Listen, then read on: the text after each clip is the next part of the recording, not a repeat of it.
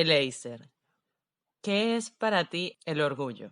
Algunos lo dicen que es uno de los 7 pecados capitales, pero todo depende de cómo se mire. El orgullo también trae cosas buenas. Tiene sus beneficios, tiene sus beneficios. Pero hoy vinimos a hablar sobre el orgullo LGBTIQ+, más, todo lo que venga. Como decía Eleiser fuera de grabación, vegetarianos, veganos, ovo lácteos, carnívoros. Sí, porque, o sea, el tema de las siglas, yo sé que hay un tema de importancia, de respeto, de visibilización de la sexualidad, pero hay que ser sinceros, o sea, yo siendo parte de la comunidad también soy muy sincero, son demasiadas siglas ya y uno se pierde, porque es como que anualmente le van agregando algo más y tú dices, coño, ya va, espérate, yo me quedé en LGBTI. Entonces, bueno, no, ahora es LGBTIQ, ok, ahora es LGBTIQ más, y tú, bueno, ajá, ok, ¿y ahora qué viene? Por eso pusieron el más porque ya les dio ladilla, ajá, lo que venga.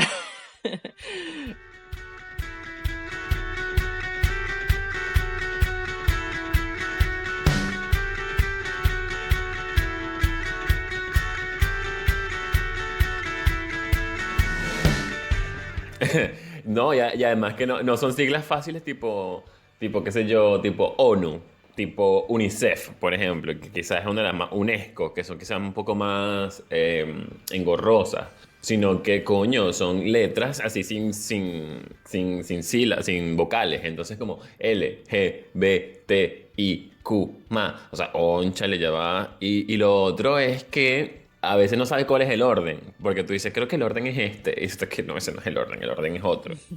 ¿Cuál viene primero? La L, sí, eso sí sé. Pero todas entran dentro del orgullo y todas son parte de este espectro. Sí, básicamente en lo que hablas de la diversidad sexual, ves todas aquellas, digamos, formas sexuales con las que te puedas sentir identificado que no estén dentro de los parámetros que la sociedad dice que es normal, y esto lo hago entre comillas, que es la heteronormalidad. Entonces, toda aquella identidad sexual que sea diversa a la heteronormalidad forma parte de la comunidad LGBTI, que yo sí voy a hacer un inciso en esto antes que hablamos del tema, porque justo este año se dio una especie de movimiento para, ay, a ver, ¿cómo se dice? Digamos, normalizar la pedofilia, cosa en la cual la comunidad no está de acuerdo. Primero porque partiendo de algo tan básico como la pedofilia, lo que habla es de mantener relaciones sexuales con personas menores de edad, con niños básicamente. Y ya ves por ahí parte el problema, el grave problema de este asunto, por lo cual no se puede igualar ni se puede comparar con cualquier otro espectro de la diversidad sexual, porque cuando tú estás hablando de que una persona mayor de edad, adulta, está usando a una persona menor de edad que todavía no está en condiciones tanto físicas como mentales ni emocionales para establecer una relación de ese tipo, ya por ahí estamos hablando de que no, definitivamente no se puede meter, ni se puede igualar, ni se puede equiparar con la diversidad sexual propiamente dicha, hablando de lesbianas, gays, bisexuales, transexuales, asexuales, intersexuales, o sea, todo ese tema. E incluso una vez me preguntaron en este aspecto, me dijeron, bueno, pero ¿y acaso un poco las personas transgéneros no tienen de alguna forma un trastorno, ¿no? Porque el hecho de que tú no te sientas bien con tu cuerpo físicamente hablando, con tu sexo, tu género sexual, anatómicamente hablando, no es un trastorno. Y yo dije, mira, sí, puede que sí sea un trastorno. No soy un especialista para decirlo, ¿no? Porque ya el simple hecho de que tú llegues a la conclusión de que tienes que hacerte, a ver, un cambio quirúrgico que implique un cambio en tus genitales, ya implica que definitivamente, imagínate todo lo que tuviste que haber sufrido en tu vida para verte en un espejo y entender que no te sientes identificado con lo que ves. Entonces, sí, puede que sea un trastorno, puede ser, pero resulta que tú lo cambias a ti mismo. O sea, tú te lo cambias a ti mismo. O sea, no le estás haciendo daño a alguien, no vas a hacerle daño a otra persona, no estás abusando de otra persona, sino más que a ti mismo, en tu adultez, en tu plena adultez y en tus propios conceptos decidirás qué vas a hacer y qué no vas a hacer. Y lo otro que también yo lo comparto comparo con esas personas que sencillamente, mujeres por ejemplo, que dicen, ¿sabes qué? Yo quiero aumentar mi busto porque no me siento cómoda con el tamaño de mis senos o con la forma de mis senos, entonces yo me lo quiero aumentar. Bueno, así como existe eso, también existe el otro nivel mucho más profundo del el género. Entonces,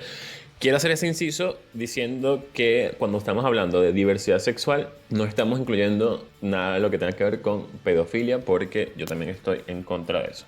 Ese tema es muy delicado, el de la pedofilia, y estuvo muy, o sea, muy latente en las redes eso de esta gente que quería volverse una comunidad o un movimiento así como la comunidad LGBTIQ.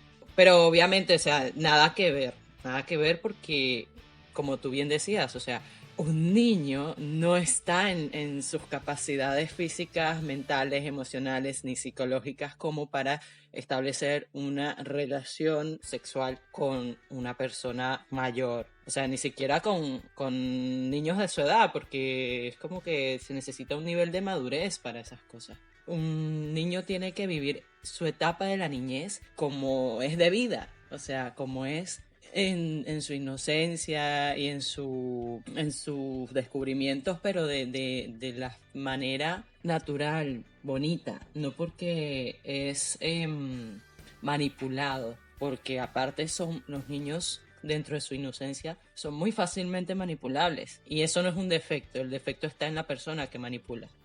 Exacto. Eh, claro, porque ellos, en ese momento del que estamos hablando, estas personas comparaban con la lucha que tuvieron las personas de diversidad sexual, los homosexuales en su momento, cuando éramos catalogados por la Organización Mundial de la Salud y por muchos especialistas científicos, entre otros, como un trastorno, como una enfermedad. Ellos hablaban de la homosexualidad como una enfermedad. Cuando la lucha fue tal que esto fue hace como 20 años, 30, no me acuerdo cuándo fue que se descategorizó. Cuando esto pasa, es que, lo estoy buscando en internet para que sepan. Entonces ellos trataban de comparar precisamente ese momento con lo que ellos querían lograr, que era como descategorizarlo de una enfermedad. Y todos dijimos, mira, no, no, porque no estamos hablando de lo mismo. Ni se come igual, ni nada por el estilo, así que no. Ya aclarado este asunto, estabas buscando lo de... Bueno, listo, lo conseguí.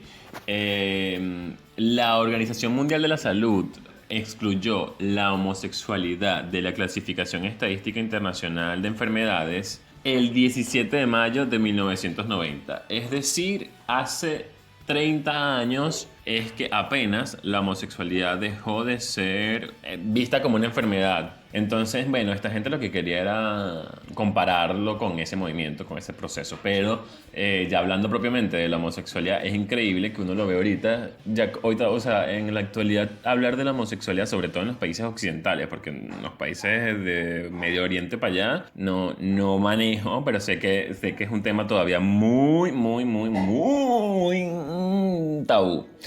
Entonces, apenas, imagínate, yo despenalizaron como si fuese una pena. Desclasificaron la homosexualidad como enfermedad justo un año antes que yo naciera. O sea, y aunque hoy día tú y yo podemos hablar de esto y tenemos información y podemos buscar información y además podemos ver ejemplos de personas, digamos, que se encuentran en una plataforma mucho más amplia, mucho más mediática. Podemos ver películas, podemos ver personajes ficticios llevados a la televisión. O sea, hay un montón de temas que hoy día son parte del que uno considera ya como algo natural, pero resulta que hace 30 años apenas es que se estaba sacando la categoría de enfermedad. Y lo peor aún es que todavía hay gente que usa este término para referirse a una persona homosexual, como una persona enferma. Y tú dices, bueno, ¿qué te pasa? 30 años ya, papi, ya 30 años. Por favor, crece. Que tu cerebro crezca. Sí, y todavía hay mucha gente que ve como que esta lucha, este movimiento, como, ay, sí, arcoíris, brillos, colores, todo muy lindo, pero en realidad el orgullo ha tenido mucho, mucha batalla por delante y la sigue teniendo porque incluso en los países donde está más aceptado todavía se ven signos de rechazo y de violencia contra simplemente personas que son diversas. Y yo digo, o sea, literalmente la naturaleza es diversa en todo, absolutamente todo. Nada es igual. Entonces, si la naturaleza es así, si todos somos así, diferentes, diversos, ¿por qué no te cabe en la cabeza que la sexualidad de alguien también pueda ser diversa? Sí, o sea, es complejo.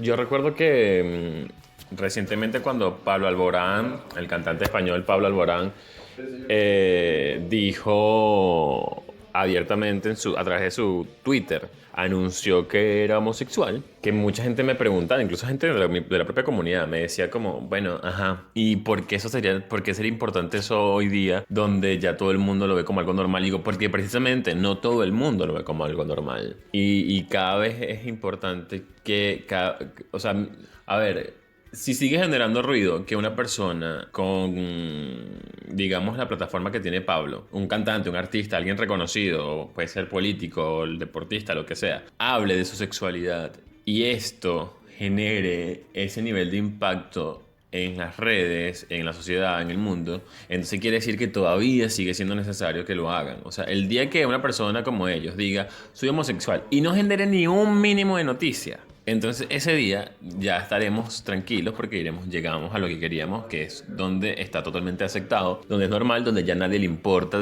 con quién te acuestas o con quién no te acuestas tú. En el caso de Pablo Alborán, al ser artista y al ser un personaje que socialmente es muy... O sea, tiene los ojos encima, tiene millones de ojos encima.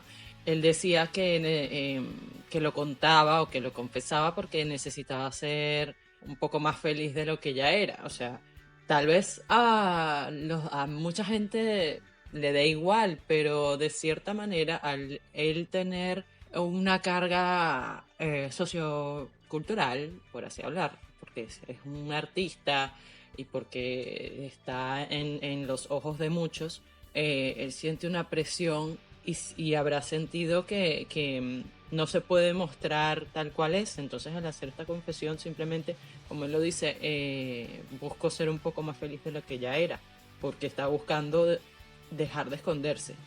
Y hubo mucha gente que se puso con esa vaina de no, que dejó de ser fan, que lo dejó de seguir, y yo así como que usted no era fan un coño. Usted estaba pensando que algún día, no sé, se lo iba a conseguir por la calle y se iba a casar con él. Eso no es ser fan, déjame decirte. Igual que también está la otra parte, la cantidad de personas que al ver su decisión, al escuchar su decisión, al verla, al hacerse notar, sintieron quizás la valentía y se sintieron identificados y dijeron, oye, yo también soy así, yo también me siento así, yo también puedo decirlo, yo también puedo hablarlo y yo también debería ser feliz. Entonces, por eso es que digo que es tan importante que todavía haya personas como él que lo siga diciendo. Y la gente, por ejemplo, la gente lo comparaba mucho con Ricky Martin y yo decía, sí, pero es que lo de Ricky Martin apenas fue hace 10 años, o sea, lo de Ricky Martin igual es muy reciente. O sea, lo que pasa es que todos a veces tenemos memoria muy corta y ya sentimos que ya es como, ya, normal, ya es parte de nosotros, pero pero fue apenas 10 años, o sea, hace 10 años que Ricky dijo eso. Hace 10 años también aquí en Argentina es que se legalizó el matrimonio igualitario, por ejemplo. Hace apenas 10 años, o sea, no estamos hablando de nada, una década apenas. O sea, las personas que están creciendo con esta mentalidad donde la sociedad establece y normaliza que dos personas del mismo sexo se puedan casar. Las personas que crecen que están creciendo en esta sociedad todavía no han llegado ni siquiera a ser mayores de edad, ni siquiera a la pubertad, ¿entiendes? Los niños que han crecido bajo estos estatus de la sociedad, por ejemplo aquí en Argentina, no han llegado ni siquiera a los 15 años. Entonces, esos niños son los que van a tener la mentalidad distinta a como vemos nosotros la sociedad hoy día. Y entonces, las consecuencias como tal de impacto que pueda generar un cambio tan mínimo como esto todavía no han llegado. O sea, nosotros ni siquiera estamos viendo lo realmente importante que es el tema de la igualdad. Entonces, por eso es que, a ver, y también le decía a otra amiga que me preguntó con respecto a lo de Pablo, y yo le decía, nómbrame tú un futbolista que tenga el nivel de fama de Pablo Alborán, que se declare homosexual. No existe, no existe porque en el mundo del fútbol, en esos niveles de élite, digamos que el tema del machismo y el tema de la homofobia es mucho más grande. El tema de marcas, o sea, es muy raro que tú veas marcas como, por ejemplo, ¿cuál fue la marca esta la Nike, ¿no fue? Que usó una persona transgénero sí, fue la Nike, ¿no? Entonces, yo No. no fue la Nike o Adidas. ¿De qué hablas tú? El Día del Orgullo, el mes del orgullo, una marca muy conocida usó de imagen. A la mujer trans, negra, gorda. Exacto. Sí. No, esa fue Calvin Klein. Más bueno, fue Calvin Klein. Pero imagínate tú, porque. Pero a ver, la Nike, Adidas, todas esas marcas que son relacionadas por lo general con el deporte, el mes del orgullo sacan ediciones especiales de zapatos, de camisas con el arco iris. Pero todavía tú no has visto a un futbolista, por ejemplo, del nivel de Cristiano Ronaldo, de Messi, de toda esta gente, todavía tú no has visto a ninguno de ellos activo, además, diciendo que es homosexual. Entonces, y que debe haber, porque estadísticamente la sociedad te dice que por lo menos de cada 10, uno. O sea, por la mínima, de cada 10, uno. Coño, y en un equipo de fútbol son 11 en el terreno, pero son más. O sea, uno tiene que ser gay.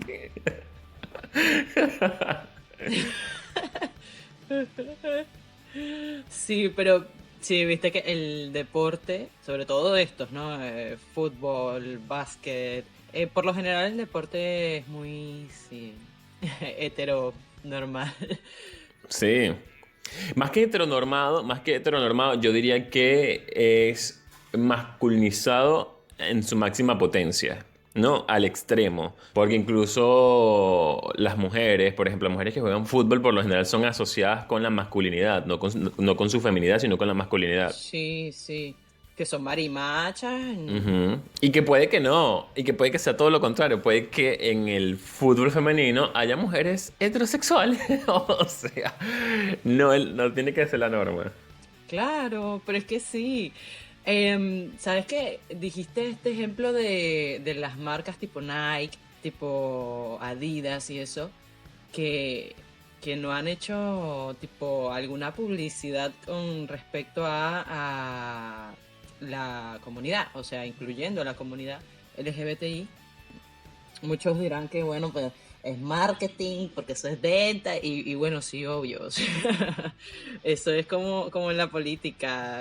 A veces se hacen acuerdos por conveniencia, no porque hay, porque sí, porque tú eres lindo, porque me gustas.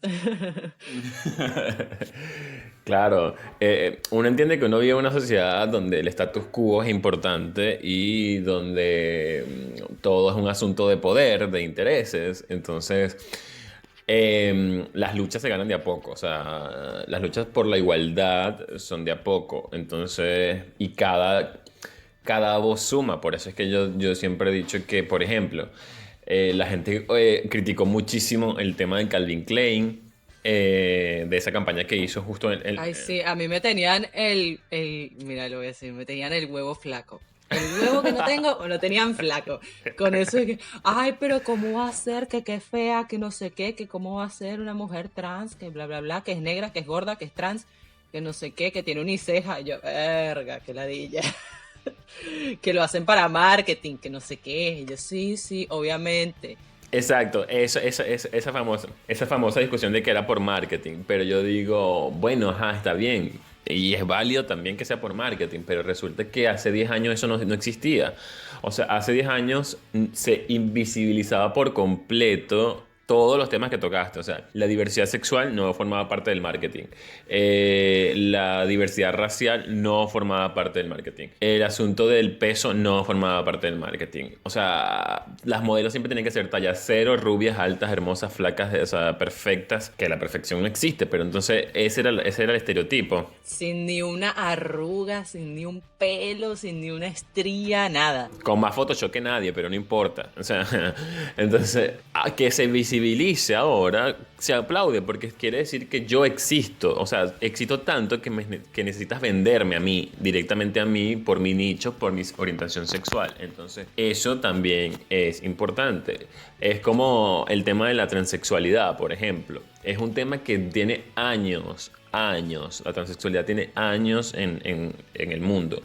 Para muestra la famosa película esta de la chica danesa, que está inspirada y basada en un hecho real, pero de hace un montón, pero mínimo 50 años, o sea, muchísimos años, que es de las primeras personas que intentó hacerse la reasignación de sexo.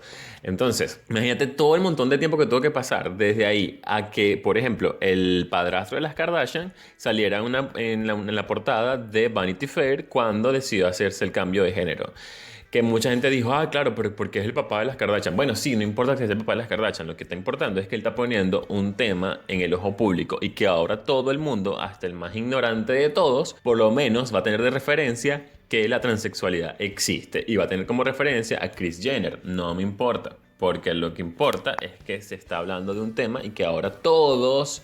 Y que me acuerdo cuando eso salió, cuando fue la portada de Vanity Fair, recuerdo que todo el mundo hablaba del tema. Y entonces eso te permite educar a la sociedad, informar a la sociedad, decirle, mira, eso existe, es una realidad, y hay miles y miles de personas que no tienen los privilegios que tiene esta persona y que la están pasando muy mal por culpa de la ignorancia. Me pongo intenso.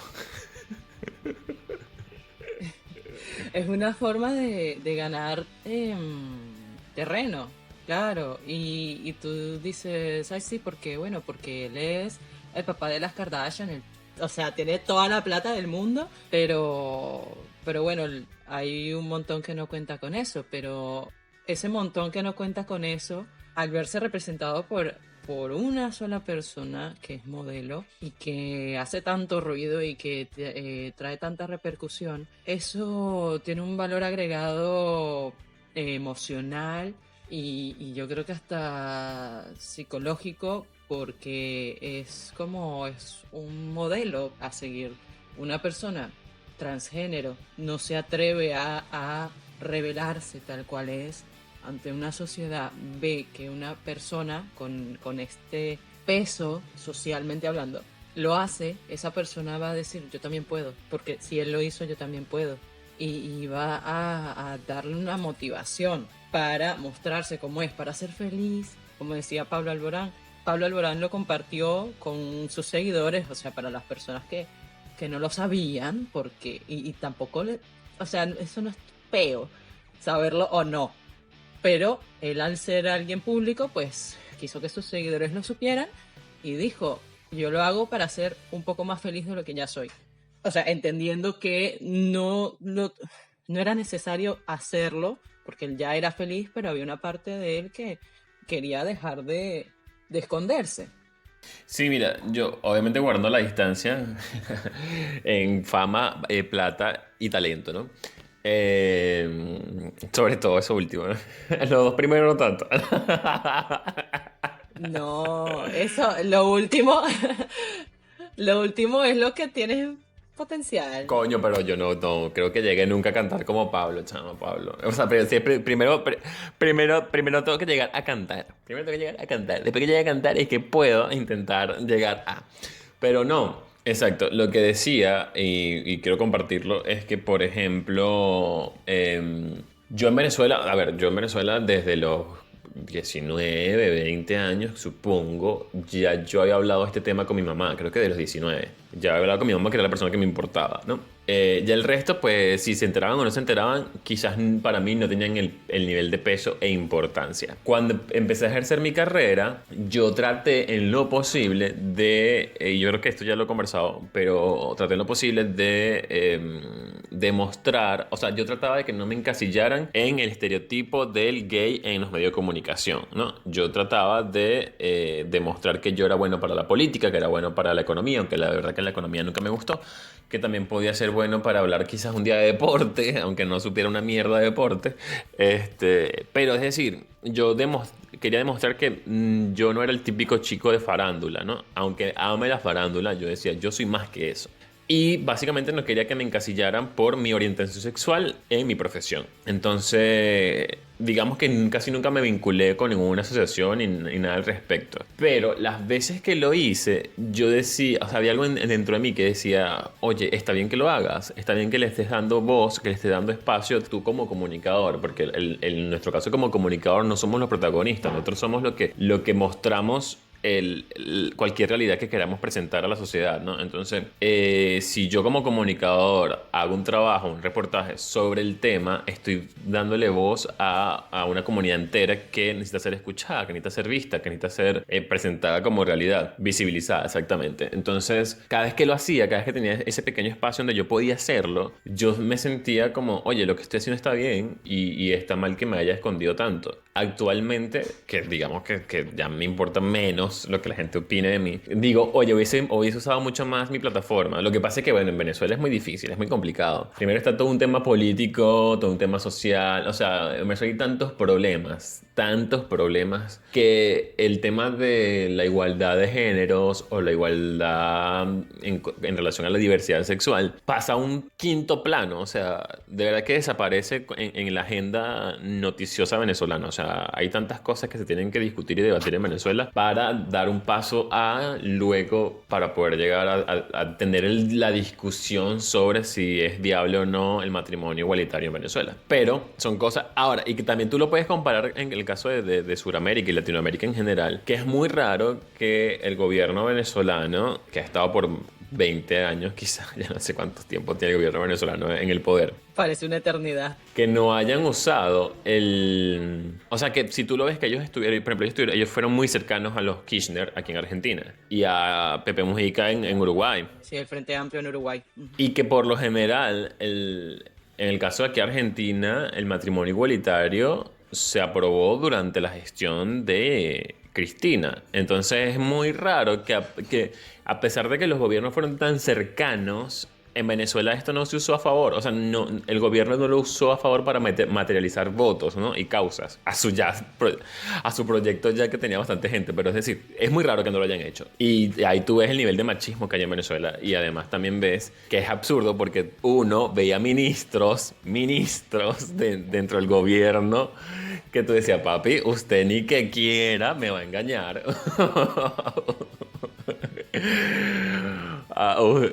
Usted es Gloria Trevi con Britney, Cristina, Lady Gaga, Madonna, poseído. O sea, no me engañe. Usted puede hacer solito RuPaul Drag. ¿Cómo que? Se llama la serie. Sí, RuPaul Drag Race. Pero sí, en Venezuela todavía es como que...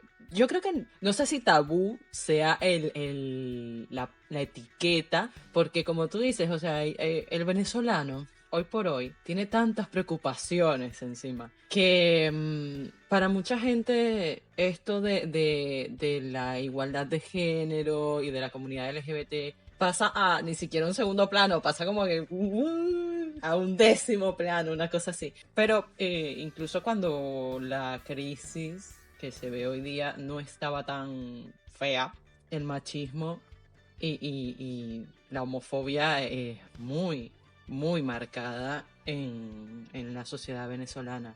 Es como te digo, y también yo lo comparaba con mi generación y la generación de un primo mío que, bueno, también es homosexual. Y entonces, él es mínimo 10 años menor que yo. Y entonces yo siempre lo comparo y digo, cuando yo estaba en el colegio, nadie, y cuando me refiero a nadie, me refiero a hombres heteros, querían ser amigos del homosexual, porque implicaba que te podían relacionar con que tú también eras homosexual. Incluso entre los propios homosexuales no nos relacionábamos, exacto, no nos relacionábamos porque decíamos, no, porque imagínate, si él es gay y yo me junto con él, van a pensar que yo también soy gay y yo estoy ocultando que soy gay. Entonces tú, era tan complejo que nadie, bueno, Eso pasó en mi generación. En la generación de mi primo, él era amigo de todos. O sea, todos eran amigos de él. Todos querían ser amigos de él. Y yo decía, ¿en qué momento el gay se volvió el más popular del colegio? ¿En qué momento todo el mundo quería ser amigo del gay? No entiendo. Pero obviamente... Claro, pero hay que tenerlo en cuenta, sí, Eliezer, tú y yo ya estamos viejos. Sí, ya estamos viejos, obviamente.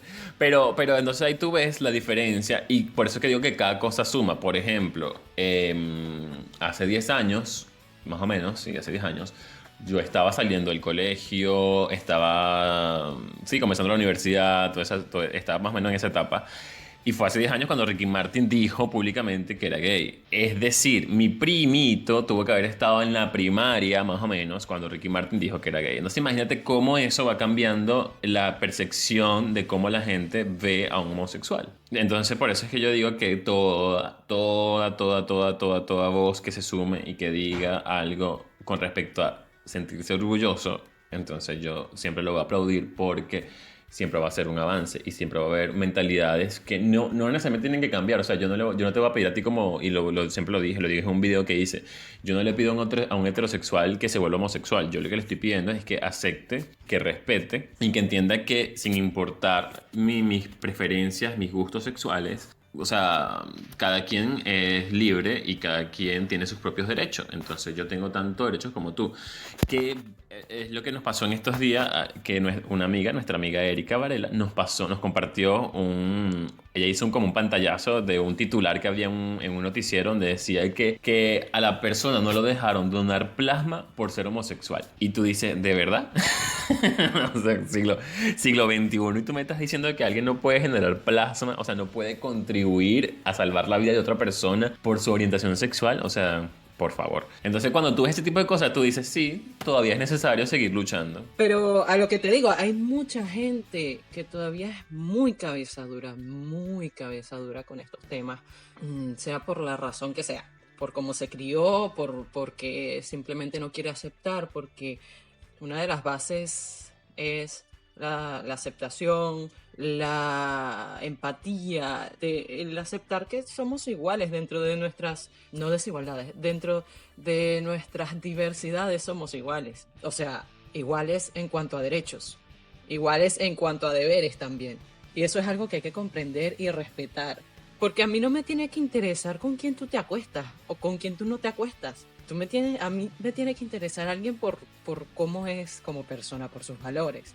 Claro, es como yo siempre digo, pues sabes que a mí siempre se me acerca, bueno, ya casi no tanto me pasa, pero antes me pasaba con mucha más frecuencia la típica persona después que asumía que tú eras homosexual, venía y preguntaba cuál era mi rol en la cama, ¿no? ¿Eres activo o pasivo? Sí, yo siempre decía lo que tú acabas de decir, o sea, a ti no te interesa que soy yo en la cama, al menos que a ti te interese estar en la cama conmigo. Entonces, como a ti no te interesa estar en la cama conmigo, y además a mí tampoco me interesa estar en la cama contigo, no es asunto tuyo. Entonces, por eso lo que tú dijiste es tan cierto, o sea, a ti no tiene por qué interesarte con quién se acuesta la persona, al menos que te interese acostarse con la persona. Claro, a menos de que tu interés sea ese, ¿no? Si es así, obviamente, pero no seas tan descarado. Exacto, sí. Hay gente que se pasa. Yo soy hetero y estas son etiquetas también que nos ponemos para identificarnos. Porque bien sabemos que más allá de eso, yo soy más que una persona hetero, tú eres más que una persona homosexual. Pero a mí, una vez en el trabajo, acá en Uruguay, un tipo súper desubicado, y aparte yo estaba nueva, me preguntó si yo era lesbiana. Y yo así como que, más o menos, porque yo soy una persona que cuando estoy en un grupo nuevo, y ni siquiera tienes que ser un grupo nuevo, yo soy una persona muy, muy callada, muy ajena, o sea, yo no me doy la confianza con todo el mundo. Muy reservada. Yo soy muy reservada, sí. Entonces, este mamahuevo viene y me pregunta, perdón, porque casi te hago escupir el agua que estabas bebiendo, le dice, y me pregunta si yo era lesbiana, y yo así como que, no. Pero yo le respondí así, como de lo más normal. Y después fue que yo profundicé, ¿y este maldito que le importa? Entonces, yo lo hablé con una compañera que es argentina y ella sí es lesbiana. Y yo le dije, no, porque me preguntó que si yo era lesbiana y ese que es problema suyo. Y ella se molestó porque, claro, me dijo eso mismo. O sea, no es su problema con quién yo me acueste o con quién no me acueste. Y aparte eres un desubicado de mierda porque ni siquiera me conoces. O sea, ese tipo ni siquiera sabrá cómo me llamo. Es como que esas cosas no se preguntan. Y me pasaba también cuando te estaba conociendo a ti. Yo decía, porque ya yo te dije, yo tuve como que una atracción energética hacia ti. Y yo decía, Porque yo soy así, mi amor, yo soy así, yo soy un imán. y yo decía, ay, Pero pero hace mucho se le moja la canoa.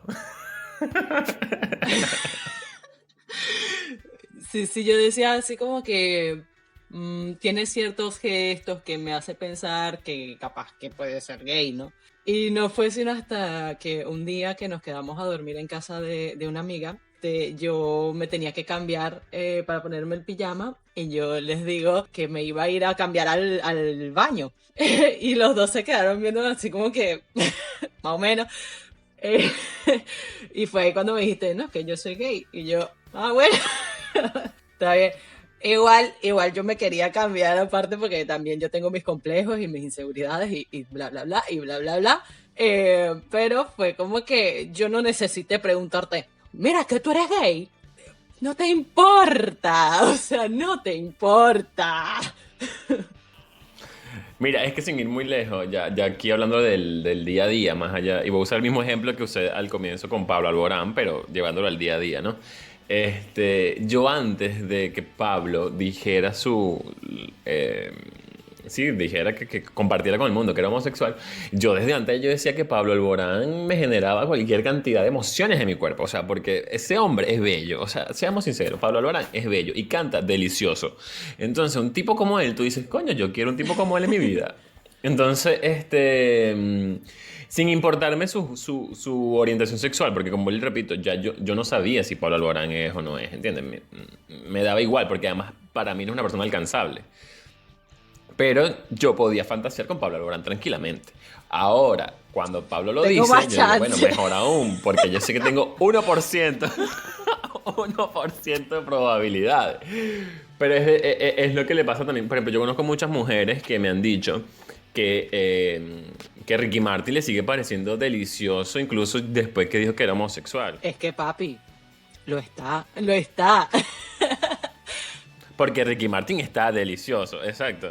¿Entiendes? O sea, es como que porque esa necesidad porque incluso, a ver, si yo tengo interés en una persona, porque me gusta, porque me atrae físicamente, por las razones que sean, ¿qué necesidad tengo de preguntarle? O sea, se lo preguntaré en el momento o me lo dirá en el momento que las condiciones se den para que haya algo. Pero a mí me puede gustar una persona 100.000 veces y si la persona no quiere nada conmigo, yo no voy a estar preguntándole, mira, ven, pero acá tú tienes o... No, porque es que, o sea, no, pues no.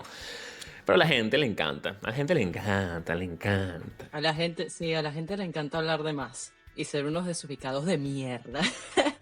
Que yo, por lo general, es como que, como te dije, en esa ocasión que este tipo me preguntó si yo era lesbiana, yo así como que, no, yo como que normal. Pero después yo, sobrepensando la situación, yo dije, ¿a este qué le importa? Que aparte que era una persona que sí, yo juzgo a la gente. O sea, yo lo veía y yo decía, me parece que no comparto muchas cosas de las que él hace o cómo se comporta. Entonces no era alguien que me agradara. No me desagradaba ni me agradaba. Era como que estás ahí en el medio, no eres nada. Y cuando me dijo eso, yo así como que me desagradas, imbécil. Yo así como que, ¿qué te importa? O sea, tú me puedes preguntar muchas otras cosas que no sea que si yo soy lesbiana y que lo asumes porque yo, no sé, porque yo no hablo mucho, porque soy reservada, porque lo que sea. Y que seguramente, como tú decías, el que lo pregunta es ajá, porque quiere comprobarlo por sí mismo. Porque lo necesita en su vida. O sea, tú dices, pero ¿qué necesidad tiene? O sea, ¿cuál es tu necesidad de saber esa información? O sea, es como que tú me preguntes, mira, ¿qué tipo de sangre eres? O sea, ¿Qué te importa? ¿Qué te importa? Claro, a menos de que quieras que te done un poco de sangre, ¿no? A eso voy, o sea, esa pregunta solo es válida si quieres que yo te done mi sangre, pero, pero si no, no tiene sentido que me lo pregunte. O sea, o al menos que yo vaya a un hospital y vaya a hacerme una intervención quirúrgica, obviamente a los médicos les interesa saber cuál es mi tipo de sangre para saber qué tipo de sangre me van ¿cómo se dice? Cuando te la pasan. No quiero decir una palabra que no es. Te van a inyectar, ¿no? Transfusión, una transfusión. Esa es una transfusión de sangre. Entonces, así mismo pasa, o sea, tal cual pasa, a mí me parece con el tema de la sexualidad, o sea, ¿qué te importa? ¿Qué te importa si no es, o sea, si esa información realmente no va a hacer nada en ti? ¿Para qué la necesitas? Para juzgarme. Entonces, no, mira, para eso tengo a la sociedad entera ya. Ya es como que ya es suficiente. No necesito otro pendejo más en la lista. Pero bueno, yo creo que tú ya lo has contado muchas veces también, pero tú has dicho que no has tenido una salida del closet, ¿no? Como tal. O sea, no. O sea, sí. Me parece feo decir esto de salir del closet. Pero ya es como que es como una fase, entre comillas, que la gente que de la comunidad tiene que pasar, o no sé. Digo de la comunidad porque uno siendo hetero, tú no tienes que venir y decirle a mi mamá, mamá, soy hetero.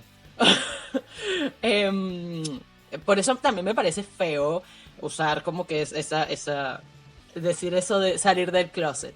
Claro, no, a ver, y yo siempre lo he dicho que siempre ha sido como una lucha, está entre las luchas el tema de quitar ese estigma de por qué solamente los homosexuales tenemos que salir del closet. Pero bueno, lamentablemente es una realidad, es así.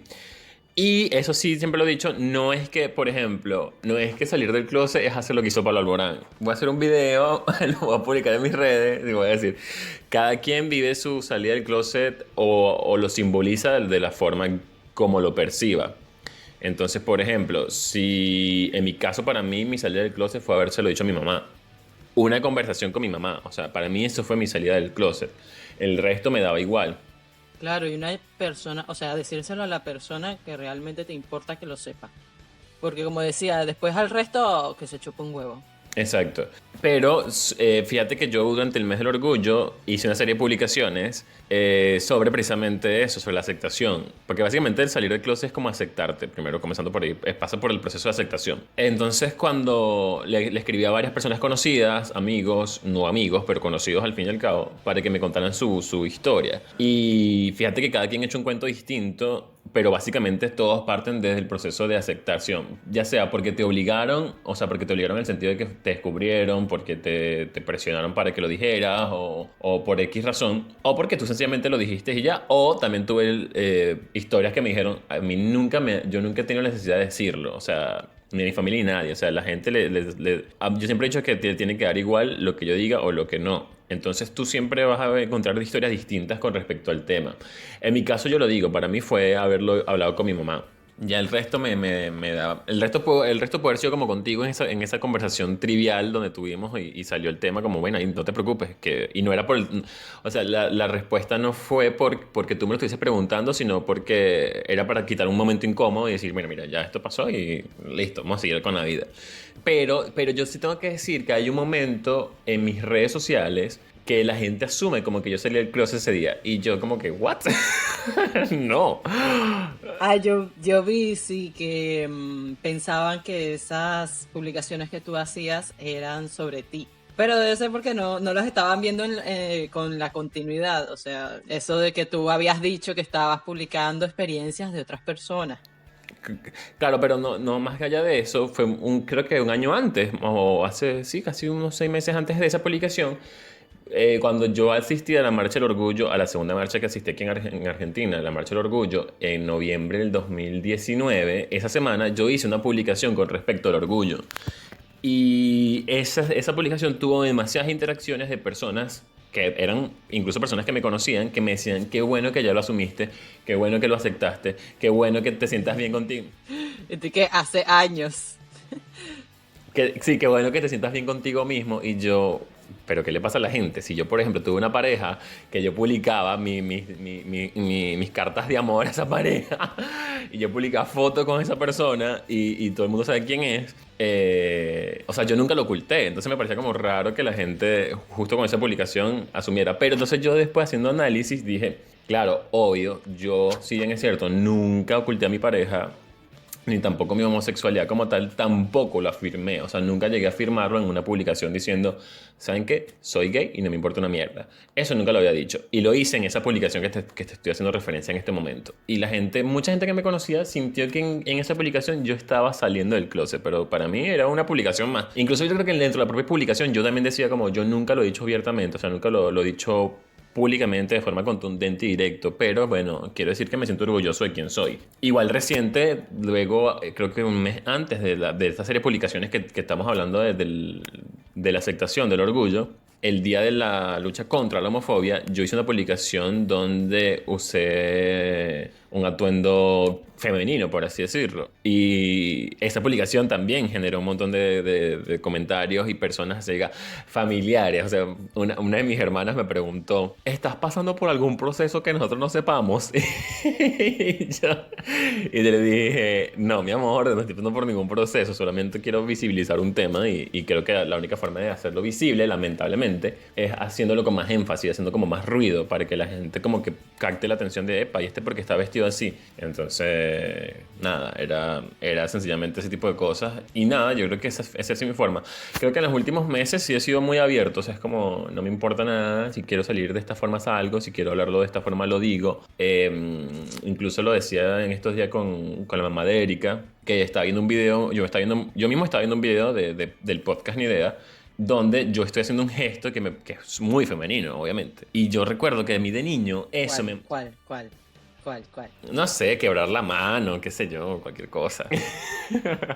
Bueno, yo hago ese gesto y en el video lo noto y yo recuerdo que a mí de chamo me molestaba eso, o sea, me molestaba cuando me salía algún tipo de gesto femenino porque yo decía, qué fastidio, porque me van a criticar, porque me van a rechazar, porque me van a atacar, porque van a decir que soy gay, porque todo ese tipo de cosas. Y ahorita lo hago y digo, es genial yo, no importa, o sea, lo hago natural y digo, o sea, no me molesta, no me afecta. Mira cómo me sale, qué natural, qué diosa, diosa. Claro, fabulosa, empoderada. O sea, lo que digo es como que ya yo no invierto energía en ocultar algo o en modificar una conducta en mí porque digo, o sea, porque voy a generar, porque voy a invertir energía y tiempo en eso que soy yo, o sea, yo soy así y ya. Entonces, eso habla del proceso de aceptación. Entonces, por eso es que te digo que nada, que cada quien lo vive a su manera, pero que yo recomiendo a todos que lo hagan con libertad porque es lo mejor. Pero, y sin embargo, sabemos que muchos no pueden hablarlo con libertad por sus contextos, bien sea familiar, bien sea contexto país o lo que sea. Es muy duro. Pero hablando de tu caso, pudiste hacerlo y sigues creciendo. Eso es lo importante. Pudiste hacerlo y sigues creciendo y ya hoy por hoy es esa aceptación, por lo menos de eso, de tus gestos, de esa parte femenina que todos llevamos, porque también te decía, fuera de la grabación del podcast, te decía que yo creo que todos tenemos esas dos energías, la masculina y la femenina. Unos tienen más desarrollada una que otra.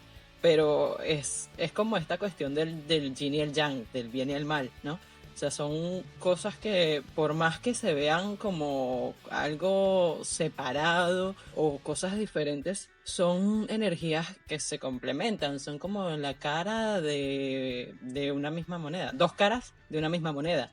Entonces, tú lo que hiciste es aceptar esa parte tuya, que no te define tampoco, es solamente, como digo, es una parte de todo el conjunto que define a Eliezer Suárez en este caso. Y es lo mismo con la orientación sexual. La orientación sexual, La identidad de género. la identidad de género, son partes, o sea, que son mínimas, son partes mínimas que construyen a una persona.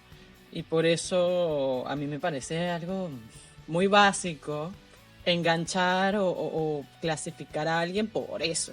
Es como que, como decía, no me veas como solamente por mi identidad sexual o por mi orientación sexual. Veme por lo que soy, por la persona. O sea, conóceme, ¿sabes? Es como que hay más, hay algo más allá del arco iris, hay algo más allá del orgullo. Sí, básicamente lo que tú dices, a ver, yo leyendo sobre el tema porque es lo que pasa cuando tú creces con esta situación, con esta preferencia, con este gusto, con esta, como lo quieras llamar, ahí sí lo dejo a libre criterio. Tú, para entenderte, tú empiezas a leer sobre el tema, y empiezas a buscar información, y empiezas como buscar una luz al final del túnel donde diga, esto que yo estoy sintiendo tiene que estar bien, o sea, no siempre tiene que estar mal, no puede ser que yo esté mal. Porque uno tiene un ego y uno dice, no puede ser que yo esté mal, chamo. Entonces tú intentas buscar luz al final de ese túnel. Entonces tú empiezas a buscar información y, por ejemplo, en el caso de Países Bajos, que ya lo he usado de referencia, creo que por segunda vez en este podcast, los Países Bajos, cuando decidieron legalizar el matrimonio igualitario, lo hicieron básicamente porque hicieron un estudio y se dieron cuenta que la mayoría de las personas homosexuales eran profesionales. Entonces ellos decían, estamos perdiendo un nicho a nivel institucional como sociedad por discriminar su orientación sexual. Y resulta que estas personas son personas capacitadas, profesionales, o sea, que son pujantes, que pueden formar parte de una sociedad y hacer que la sociedad sea una sociedad mucho mejor. Entonces, no estoy diciendo que los homosexuales somos la respuesta a las soluciones de todos los problemas de la sociedad. No, pero sí podemos aportar a favor, ¿entiendes? O sea, no tenemos que ser relegados ni excluidos. A ver, tan sencillo como una persona transgénero. ¿Sabe cuánto cuesta la reasignación de género? ¿Sabes cuánto esa persona tuvo que haber ahorrado en su vida para pasar por ese proceso? Porque además es un proceso no solamente físico, es un proceso también hormonal, es un proceso también psicológico, terapéutico. O sea, pasa por un montón de procesos para poder llegar a eso. O sea, una persona que se ponga eso como meta, como propósito de vida y que lo logre, te está diciendo a ti como sociedad que es una persona que a pesar de su inestabilidad emocional que pueda tener, está sufriendo. Es una persona que está preparada para lograr metas y objetivos. Oye, si una persona... Para afrontar cambios, sí. Exacto, es una persona que puede hacer eso, puede aportar a la sociedad, ¿por qué no? Claro. Ahí ya queda mucho de ver eso, pues, o sea, que más allá de que a una persona le pueda gustar otra persona de su mismo sexo, o le pueden gustar ambos, o no le puede gustar nadie, o qué sé yo, es ver las capacidades que tiene esa persona, las capacidades, los talentos, lo que sea, o sea, el esfuerzo que imprime a su trabajo, su profesión, lo que sea. Es simplemente quitar esa etiqueta de que, bueno, es que tú eres gay, es que tú eres promiscuo, es que tú... Porque eso se lo atribuía mucho a los gays, que eran promiscuos y no sé qué. A ver, y lo digo con toda honestidad, no es que no sea una realidad. Sí existe mucha promiscuidad en la comunidad homosexual, pero también parte Y en de... la heterosexual también, o sea, es como Claro, que... lo que pasa es que en la heterosexualidad está normalizada las relaciones heterosexuales, mientras que en la homosexualidad la promiscuidad se nota es precisamente porque tú no me permites socialmente interactuar con mi pareja. Entonces yo tengo que hacerlo en un submundo y ese submundo implica un montón de cosas que te llevan a la promiscuidad. Pero también hay otra realidad que es muy cierto, que por ejemplo cuando se legaliza el matrimonio igualitario y cuando la sociedad permite y establece como normal que una pareja del mismo sexo pueda andar caminando de la mano en la calle sin prejuicios, eso también dice que, por ejemplo, una pareja homosexual es planificada en cuanto a tener hijos, por ejemplo, y es un ejemplo de planificación familiar. Porque obviamente fisiológicamente necesitas de una planificación porque no depende de estas dos personas únicamente, depende de un tercer factor fuera de la pareja que te va a ayudar a concebir ese sueño que tengas como familia. Entonces, ese proceso de planificación es un ejemplo de que las parejas homosexuales establecidas, legalmente hablando, tienden a ser muy planificadas con respecto a la toma de decisiones. Entonces, eso también es un factor que creo que aporta mucho a la sociedad. Son muchas cosas, la verdad. Tú me preguntabas qué aristas quieres tocar sobre la comunidad y yo así como que, mira, es que son demasiados prejuicios, son demasiados temas que hay que tocar, que hay que profundizar. No sé si los llegamos a profundizar acá en este podcast, pero por lo menos Un paneo, un buen paneo. Y como siempre decimos, esperamos que las personas decidan por cuenta propia educarse, que eso es lo que hace falta. Más allá de la información es la educación, porque a ti te puede entrar la información por un oído, te sale por el otro y no entendiste nada y quedaste con tu cabeza hueca, dura. Es educarse sobre el tema. También decías que una de las aristas era la familia, ¿no? La familia para las personas de la comunidad. Y era los hijos también, que es un tema muy, muy discutido. Y yo en estos días leía una publicación de una persona que decía, yo soy adoptado, y no me da vergüenza de decir que soy adoptado. Y es más, soy adoptado por una pareja homosexual. Y decía, créanme que lo que menos se le pasa por la cabeza a un niño huérfano es que quieren un papá y una mamá. Dice, los niños lo que quieren es un hogar. O sea, es un hogar con gente que los ame. O sea, es nada más eso. A ellos no les importa si tienen dos mamás, si tienen dos papás, un papá o una mamá, lo que sea. Pero, como tú bien decías, obviamente también parte de una planificación familiar muy bien estructurada, muy bien planificada, muy madura, además. Y las personas de la comunidad tienen ese nivel de maduración, o sea, de madurez, perdón, y tienen ese nivel de planificación. no, y que además tienen que tenerlo, porque en el caso de las parejas homoparentales que quieran tener hijos, es el triple de complicado. O sea, si para una pareja heterosexual estable, adoptar, por ejemplo, adoptar es sumamente complicado, o incluso alquilar un vientre o la fertilización in vitro es muy complicada para una pareja heterosexual, imagínense para una pareja homoparental, es 10 veces más complicado. Entonces por eso la planificación es 10 veces más, porque tú necesitas pasar por todos los procesos que tienes que pasar para poder llegar a cumplir ese fin último. Y yo voy a finalizar, porque bueno, ya tenemos bastante rato aquí hablando, no es que nos hayamos quedado sin tema, sino que el tema es verdad, es muy muy amplio. Señores, nada más saquen la cuenta por cada sigla que tiene la comunidad LGB. Bueno, por cada esa sigla, bueno, profundice 10 temas por cada sigla. Entonces, pero sí voy a decir, por ejemplo, el típico mito que existe o el miedo que se ha infundado de si un niño es criado por homosexuales, ese niño va a salir homosexual. Déjenme decirles que yo vengo de un hogar de un papá y una mamá. O sea, yo vengo de una pareja heterosexual y yo no soy heterosexual. Entonces, el hecho de no implica que yo conozco personas y a ver, mucha gente dirá, bueno, pero es que a lo mejor tu hogar fue muy light, fue muy flexible en muchos temas. Bueno, quizás es verdad, quizás por eso a mí no se me generó ningún trauma, pero yo tengo amigos conocidos muy cercanos que vienen de matrimonios muy conservadores, muy heteronormados y aún así son homosexuales. Entonces eso quiere decir que el hecho de no implica que entonces que dos homosexuales críen a unos niños no quiere decir que ese niño va a salir homosexual. Puede que salga heterosexual, puede que salga pansexual. Y en tal caso, claro, y en tal caso, ¿qué problema hay? Exacto, ¿cuál es el problema? Entonces, bueno, nada, es una forma de romper con el famoso tabú. Sí.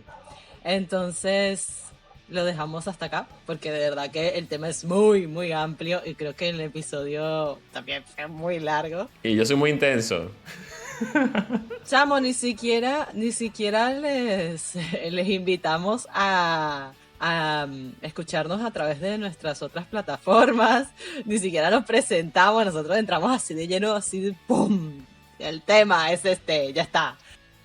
Pero bueno, vamos a hacerlo ahora en la despedida. Yo soy Andrea Teixeira, me pueden seguir como @Inés ARTX en Instagram, Inés Arts.